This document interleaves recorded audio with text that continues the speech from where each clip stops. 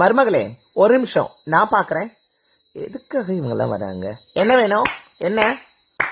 Hi, ராஜா பிறக்க போறான். ராஜா இந்த வீட்டுல சிங்கக்குட்டி பிறக்க போறான். திருநங்கையோட ஆசீர்வாதத்தை வாங்கிக்கோங்க.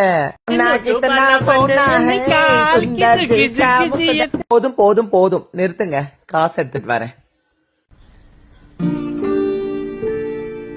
இந்த பிறந்ததும் கட்டாயமா ஆசீர்வாதம் கொடுக்க வருவேன்.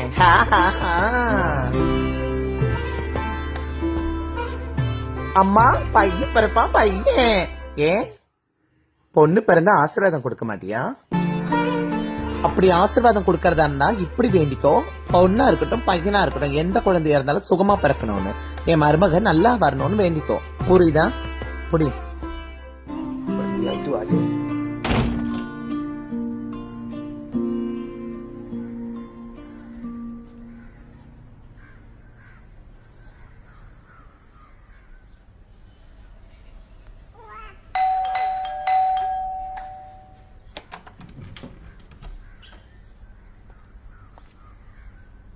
ராஜா பிறக்கல, ராணி பிறந்திருக்கா.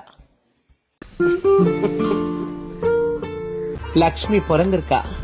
அதனாலேயே உனக்கு நிறைய தரேன். லக்ஷ்மி இங்கதான் பிறந்திருக்கா. ஏன்னா அவ உங்க வீட்டுல பிறந்திருக்கா. இன்னைக்கு நான் காசு வாங்க வரல, கொடுக்கறதுக்காக வந்திருக்கேன்.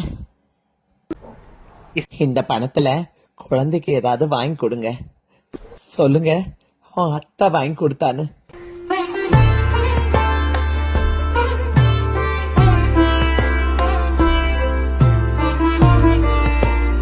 நீ உன் கையால கொடு.